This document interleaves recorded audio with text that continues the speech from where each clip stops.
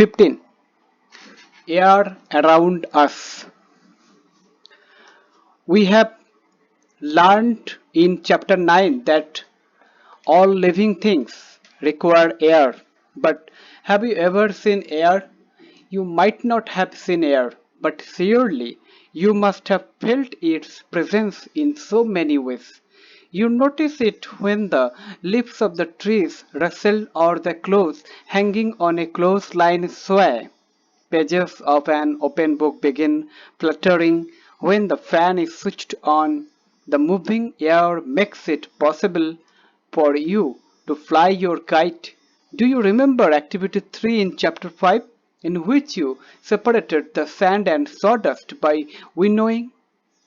Winnowing is more effective in moving air. You may have noticed that during storms, the wind blows at a very high speed. It may even uproot trees and blow off the rooftops. Have you ever played with a fidki figure? Different types of fidki. Activity 1. Do this. Let us make a fidki of our own. Following the instruction shown in figure, hold the stick of the fidki and place it in different directions in an open area. Figure making a simple fidki. Move it a little back and forth. Observe what happens. Does the fidki rotate? What makes a fidki rotate? Moving air is not it. Have you seen a weathercock figure? It shows the direction in which the air is moving at that place. Figure a weathercock. 15.1. Is air present everywhere around us? Close your fist. What do you have in it? Nothing? Try the following activity to find out. Activity 2. Do this. Take an empty open bottle. Is it really empty or does it have something inside? Turn it upside down. Is something inside it now? Figure experiments with an empty bottle. Now, dip the open mouth of the bottle into the bucket filled with water as shown in figure. Observe the bottle. Does water enter the bottle? Now tilt the bottle slightly. Does the water now enter the bottle? Do you see bubble coming out of the bottle or hear any bubbly sound? Can you now guess what was in the bottle? Yes, you are right. It is air that was present in the bottle. The bottle was not empty at all. In fact, it was filled completely with air. Even when you turned it upside down, that is why you notice that water does not enter the bottle when it is pushed in an inverted position. As there was no space for air to escape, when the bottle was tilted, the air was able to come out in the form of bubbles, and water filled up the empty space that the air has occupied. This activity shows that air occupies space. It fills all the space in the bottle. It is present everywhere around us. Air has no color and one can see through it. It is transparent. Our earth is surrounded by a thin layer of air. This layer extends up to many kilometers above the surface of the earth and is called atmosphere. As we move higher in the atmosphere, the air gets rarer. Figure: mountaineers carry oxygen cylinders with them. Now can you think mountaineers carry oxygen cylinder with them while climbing high mountains? Figure. 15.2. What is air made up of? Until the 18th century, people thought that air was just one substance. Experiments have proved that it is really not so. Air is a mixture of many gases. What kind of a mixture is it? Let us find out about some of the major components of this mixture, one by one. Water vapor. We have learned earlier that air contains water vapor. We also saw that when air comes in contact with a cool surface, It condenses and drops of water appear on the cool surface. The presence of water vapor in air is important for the water cycle in nature. Oxygen. Activity 3. Do this. In the presence of your teacher, fix two small candles of the same length on a glass tumbler candle. Figure. Air has oxygen. Table light both the candles. Cover one of the candles with an inverted glass tumbler. Observe both the candles carefully. Do both the candles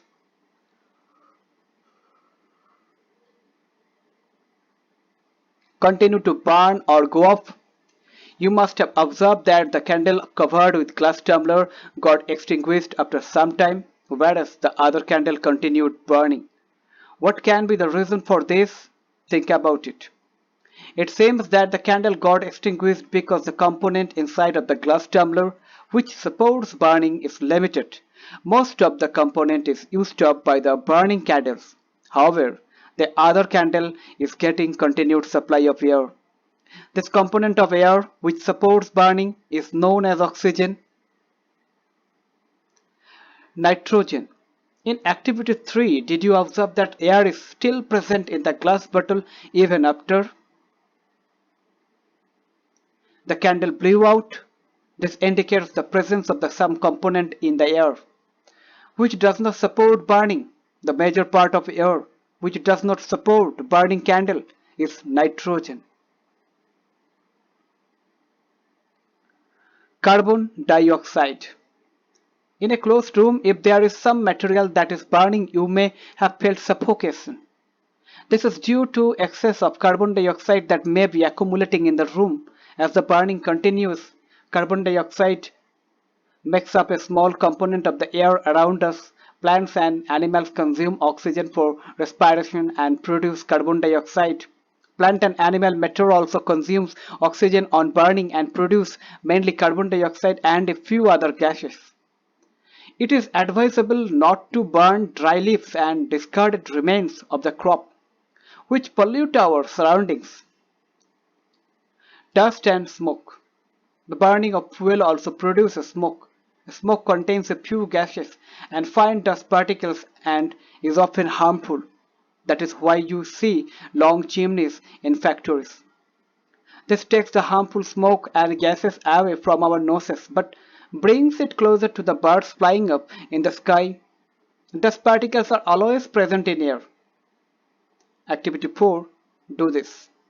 Find a sunny room in your school home. Close all the doors and windows with curtains pulled down to make the figure observing presence of dust in air with sunlight. Room dark. Now open the door or a window facing the sun just a little in such a way that it allows sunlight to enter the room only through a slit. Look carefully at the incoming beam of sunlight. Do you see some tiny shining particles moving in the beam of sunlight? Figure. What are these particles? During winters, you might have observed similar beam of sunlight filter through the trees in which dust particles appear to dance merrily around. This shows that air also contains dust particles. The presence of dust particles in air varies from time to time and from place to place. We inhale air when we breathe through our nostril. Fine hair and mucus are present inside the nose too.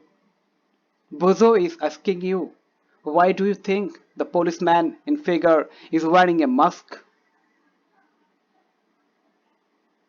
Figure. Policeman regulating traffic at a crowded crossing often wear a mask. Prevent dust particles from getting into the respiratory system. Do you recall being scolded by your parents when you breathe through your mouth? If you do that, harmful dust particles may enter your body.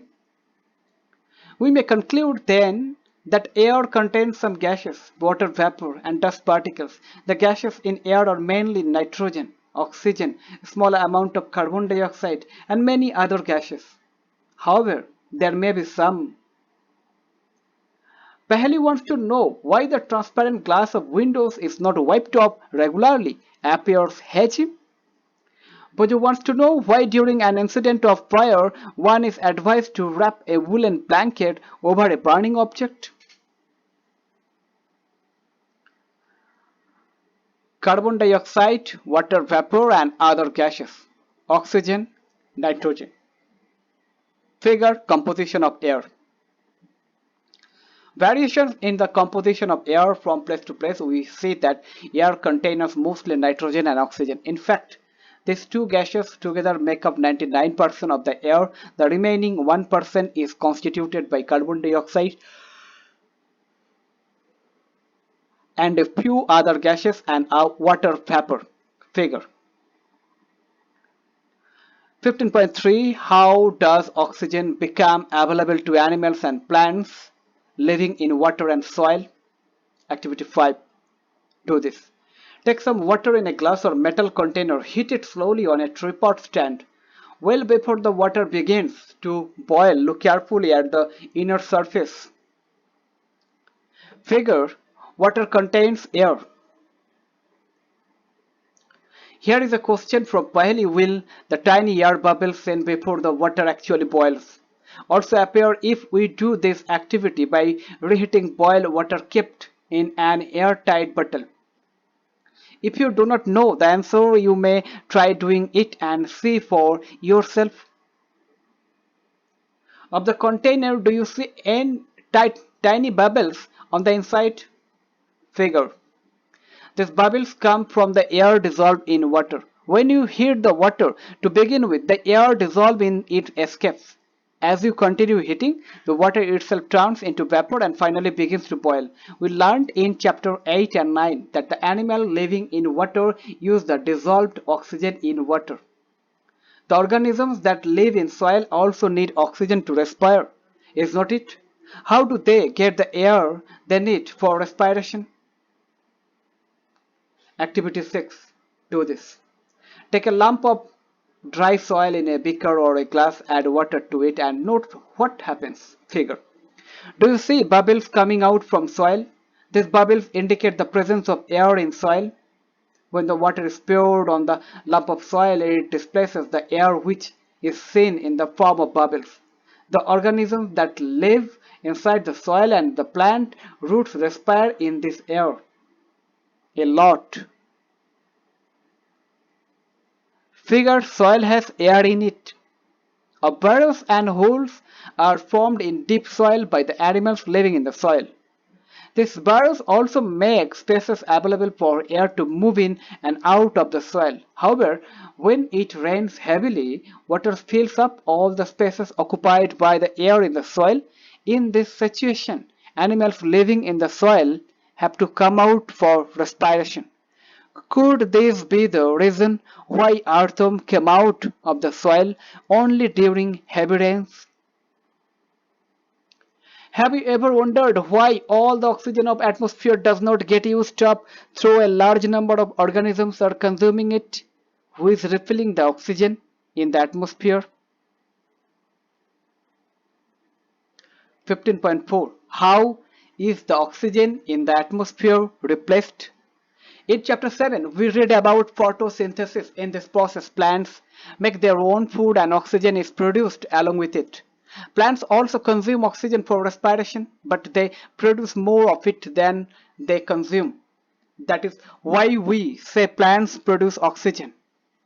It is obvious that animals cannot live without plants. The balance of oxygen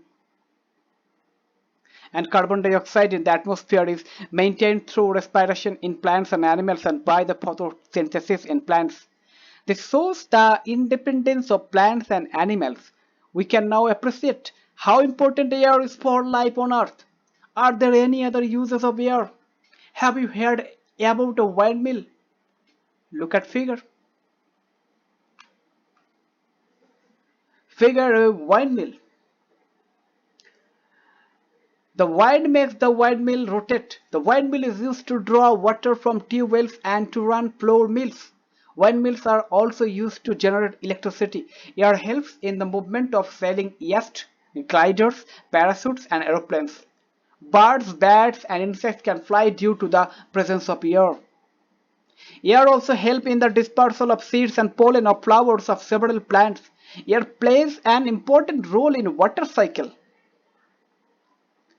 Keywords: atmosphere, carbon dioxide, composition of air, oxygen, nitrogen, smoke, windmill. Summary: air is found everywhere. We cannot see air, but we can feel it. Air's motion is called wind. Air occupies space. Air is present in water and soil. Air is a mixture of nitrogen, oxygen, carbon dioxide, water vapor, and a few other gases. Some dust particles may also be present in it. Oxygen supports burning and is necessary for living organisms.